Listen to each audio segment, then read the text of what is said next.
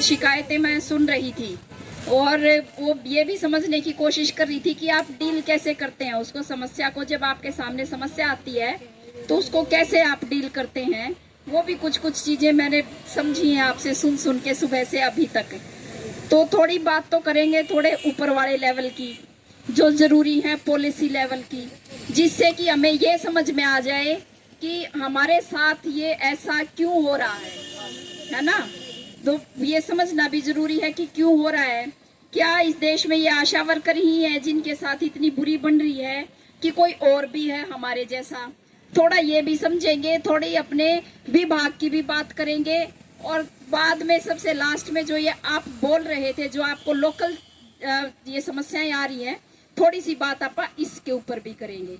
जब आप पूरे देश की बात कर रहे हैं तो देश में आज के दिन जब हम बड़ी बड़ी बात करेंगे तो अपना ये जो दुख है, ये दुख हमें बहुत थोड़ा नजर आएगा, ये खतरा भी हमें छोटा नजर आएगा। हमें लगेगा ये क्या खतरा है, जब देश के ऊपर आज के दिन इतना ज्यादा खतरा मंडरा रहा है। तो अभी जितनी भी पॉलिसी है सरकार की, हम वो पहले से भी बताते रहे हैं आपको, लेकिन अभी तो एक पॉलिसी हो गई है मोदी की कि उसके खिलाफ कोई बोलने वाला नहीं रहना चाहिए। एक ही शर्त है भाई, कोई बोलने वाला नहीं होना चाहिए, कोई संगठन नहीं होना चाहिए, कोई नारे नहीं लगाने चाहिए, और जैसा करे सत्ता उसको सिर झुका के स्वीकार कर लेना चाहिए।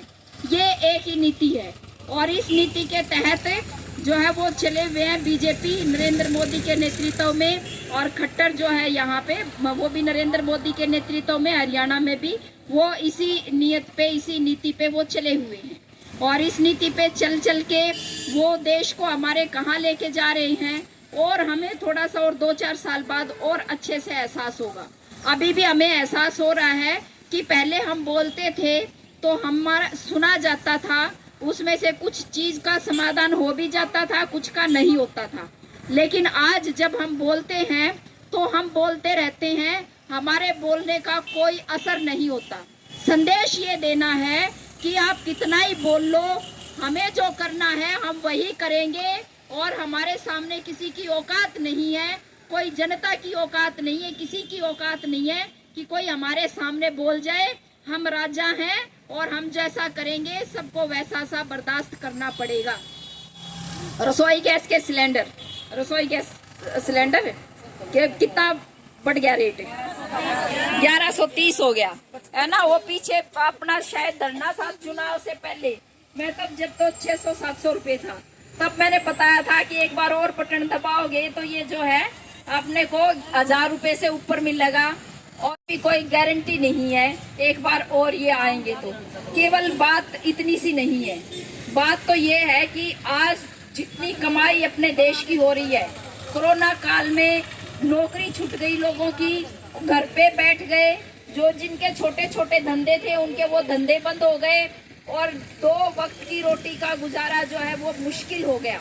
और उसी समय पे हमारे देश के जितने भी उद्योगपति पूंजीपति थे, उनके किसी की जो है घाटा नहीं हुआ, उनका न केवल घाटा नहीं हुआ, ये तो दूर की बात है घाटा नहीं हुआ, उनके मुनाफे बढ़े, और मुनाफे इतने बढ़े, एक जो पूंजीपति है अडानी जिसका नाम है, उसके मुनाफे तो इतने ज्यादा बढ़े कि वो दुनिया का दूसरे नंबर का सबसे अमीर आदमी बन गया। जब फैक्ट्री बंद थी, जब सब लोग बेरोजगारी की मार झेल रहे थे, जब महामारी से हाहाकार मच रहा था, सोचने की बात है उस वक्त में अडानी ने क्या किया कि वो जो है 634 में जब मोदी बना था तो वो 634वें नंबर पे था, 634वें नंबर पे, और वो कोरोना महामारी में दूसरे नंबर का सबसे अमीर आदमी बन गया। कैसे बन गया? मोदी जी ने कहा कि आप मेरे दोस्त हो, क्योंकि मोदी जी जितने भी हेलीकॉप्टर्स में घूमे थे चुनाव प्रचार करते हुए, उस पे लिखा हुआ था मोटा मोटा अडानी, है ना। अडानी के हेलीकॉप्टर में बैठ के घूमे वो, उनके पैसे से उन्होंने प्रचार किया, उनके पैसे से उन्होंने जितने भी जो काम करने हैं, एजेंट को पक्का करना था उसके लिए पैसे देने हैं, शराब पिलानी है, शाल बांटने हैं, साड़ी बांटनी है, रैलियां करनी है, रैलियों में जो हलवे खिलाने हैं, किसी भी तरह से जो ये और प्रचार सारा टीवी चैनल खरीदने हैं, वो भी पूंजीपतियों के ही हैं, टीवी चैनल, उन पे अखबार खरीदने हैं, जो भी पैसा जो है विज्ञापन के लिए हुआ वो सारा इन्हीं अडानी और अडानी जैसे एक दो और इसके जो है लगे बग्गे, उनके पैसे से वो काम सारा चल रहा था। तो कर्जा तो उतारना था मोदी ने, तो कर्जा उन्होंने फिर इस तरह से उतारा। उन्होंने कहा कि ये देश की रेल है, अडानी ये रेल तेरी, तू ले ले या रेल, ये सारे हवाई अड्डे ये भी तेरे, जा ये भी तू ले ले, कोयले की खदान, बोला ये कोयले की खदान भी तेरी, जा तू ये भी ले ले, जो गोदाम वगैरह हैं जिनमें अनाज का भंडारण करके रखते हैं, कहते हैं ये भी तेरे। जो कुछ भी देश के अंदर सार्वजनिक संपत्तियां थी वो तमाम संपत्तियां कौड़ी के भाव में, और न केवल कौड़ी के भाव में, फ्री में कॉर्पोरेट्स बोलते हैं अडानी अंबानी को, उनके जैसे और दो चार हैं उनको, वो सारा जो अपने देश की संपत्ति सारी उनको धक्का दे दिया। और ये आप ये देखो कि जितनी आमदनी हुई है कोरोना काल के अंदर, उसका 40%, ऊपर का 40%, 100 में से 1% लोगों के पास गया है। और जो नीचे के 90% हैं, उन 90%, 100 में से 90 लोगों के पास कुल आमदनी का केवल 10%, 100 में से 90 के पास कुल आमदनी का केवल 10%, और ऊपर का 100 में तो 40 रुपये एक आदमी के पास गया है। पूरे देश के अंदर जितनी धन संपदा पैदा हुई ये जो है, और इस तरह से वो अमीर बन गया। न केवल ऐसे अमीर बना, हमारे LIC ले लेना, सबके पास होगी छोटी बड़ी पॉलिसी LIC की। LIC को कहा भाई तू जो है अपना पैसा अडानी के शेयरों में लगाओ। SBI बैंक जो सरकारी बैंक है, सरकारी बैंक को कहा कि भाई अडानी से आप कागज थोड़े मांगोगे, वो जितना पैसा लेना चाह रहा है अडानी सारा पैसा दो। तो जो है सरकारी बैंकों से उनको कर्जे दिए गए, बड़े बड़े कर्जे देके ऐसे जो है अडानी, जो मोदी जी के दोस्त हैं, वो ऐसे सबसे अमीर आदमी ऐसे बन गए, भारत के सबसे अमीर बने और दुनिया के भी दूसरे नंबर के सबसे अमीर आदमी वो हो गए। अब ये भी पता चला कि उन्होंने फर्जी कंपनियां भी बना रखी थी ऐसी जगहों पे जहाँ पे टैक्स की छूट होती है, ऐसे देश उनको टैक्स हेवन बोलते हैं। वहाँ पे फर्जी कंपनियां बना के यहाँ से काला पैसा जो था वो वहाँ विदेश ले गए, और विदेश से उस पैसे को जो है अपना ही पैसा अपनी कंपनियों के शेयर खरीदने पे वहाँ पे लगाया। अपने रिश्तेदारों के नाम पे कंपनियां बनाई झूठी, जो कोई बिजनेस नहीं कर रही थी, और ऐसे कर करके शेयरों के भाव जो है अपने चढ़ाए, और फिर कहा कि भी देखो अडानी के शेयर रॉकेट की तरह से ऊपर जा रहे हैं और सारी दुनिया जो है उनके शेयर जो खरीद लो और अपना मुनाफा कमाओ। इस तरह से ये चल रहा है देश के अंदर, अभी भी चल रहा है, ऐसा नहीं है कि अब बंद हो गया।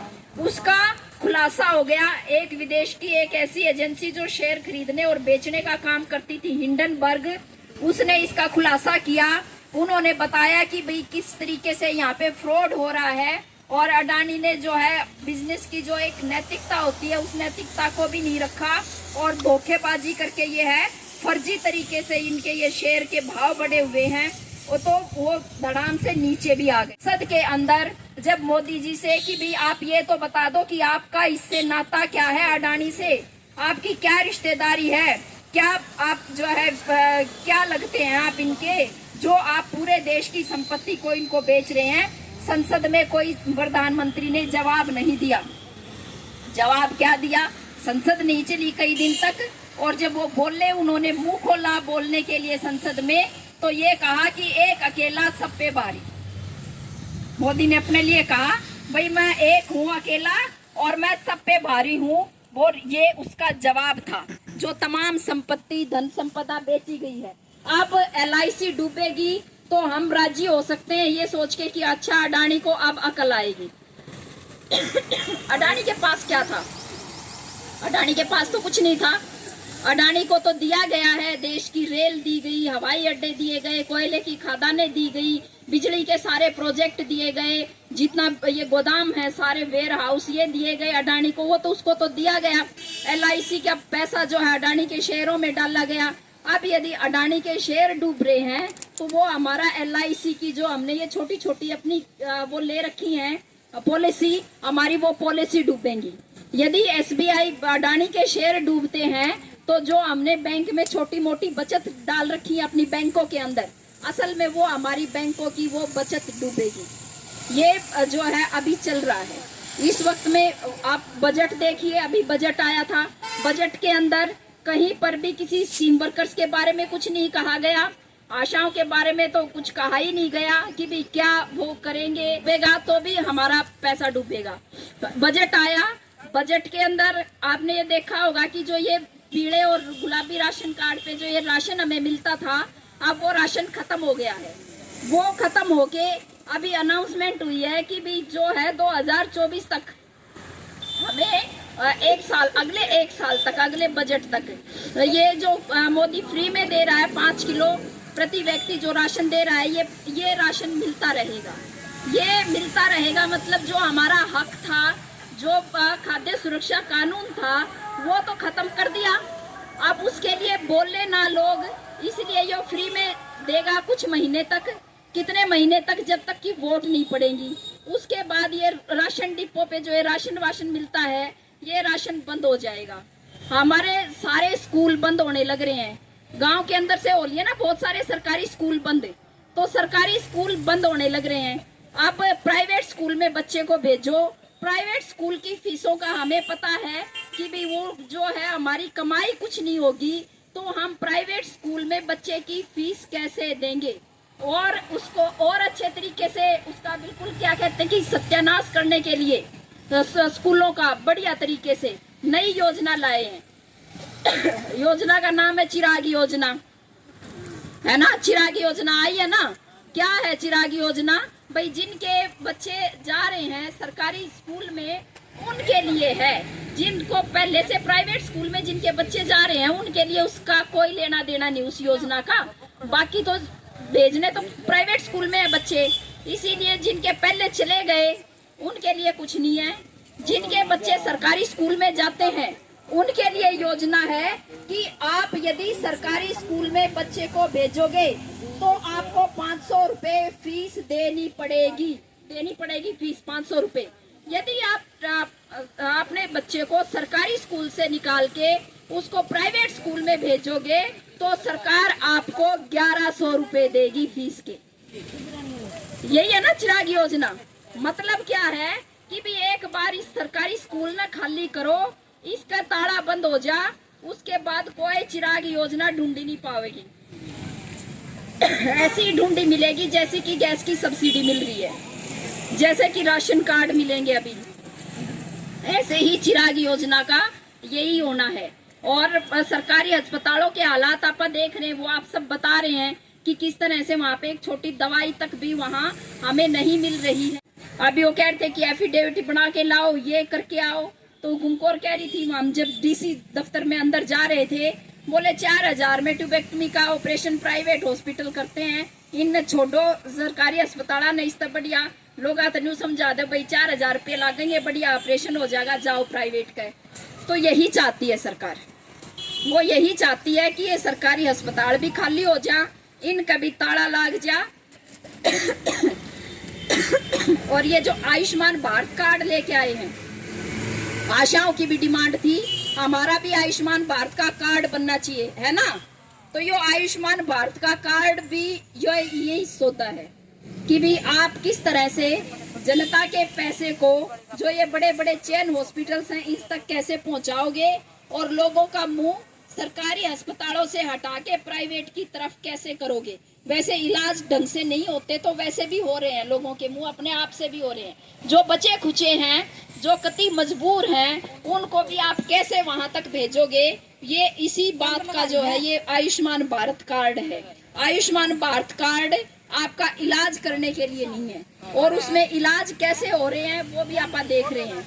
किसी का जो ऑपरेशन केस है ना, ऑपरेशन वाले में तो थोड़ी राहत महसूस करते हैं लोग, उस तय न्यारा कोई इलाज नहीं होता आयुष्मान भारत के ये जो कार्ड है आपका, इस कार्ड से बाकी और कोई इलाज नहीं हो रहा। तो बात ये है कि हम आने वाले समय में बिना दवाई मरने को मजबूर होंगे, बिना रोटी के हम मजबूर होंगे रहने को, हमारे बच्चे अनपढ़ रहेंगे, और जो है ऊपर तो आप छोड़ दो पढ़ाई, भाई कितना आप न्यू सोचते हो आज बढ़िया टाई बेल्ट लगाकर कर्जे ठाकर और किसी तरीके से हम बच्चों को पढ़ा देंगे और कल को वो इंजीनियर बन जाएंगे, डॉक्टर बन जाएंगे। ये कितने दिन तक पीजीआई में जो एमबीबीएस के छात्र थे वो बैठे रहे, आप लोगों को पता होगा उस बात का। बॉन्ड मांग लिया 50 लाख का कि भी 50 लाख का बॉन्ड देना पड़ेगा। और बॉन्ड जो है जब आप वो कोर्स पूरा कर लोगे तो न्यू भी नहीं गया कि आपने सरकारी नौकरी दे देंगे और उसमें तो वो पीछे पूरे कर दियो। नौकरी में तो नौकरी की कोई गारंटी नहीं, आपको जो है वो बॉन्ड के पैसे वापस लौटाने ही पड़ेंगे। आपको 50 लाख, फिर ऊपर तो और फीस और जो किताबा का रहन का खान का जो खर्चा होता है वो अलग है। आ रही है यह बात समझ में? और इसीलिए सारी बात नहीं सुनी जाती, इसमें आशा की भी नहीं सुनी जाती, क्योंकि उनको पता है भाई जनता तो हमारी साथ है, ठीक है, और हमारे साथ है तो वो तो मुसलमानों ने ठिकाने लगाने पे लग रहे हैं। उनने कुछ राशन कार्ड से कुछ नहीं लेना देना, बालका की पढ़ाई तक कुछ नहीं लेना देना, दवाई गोली तक कुछ नहीं लेना देना, नौकरी पेशे तक कुछ नहीं लेना देना।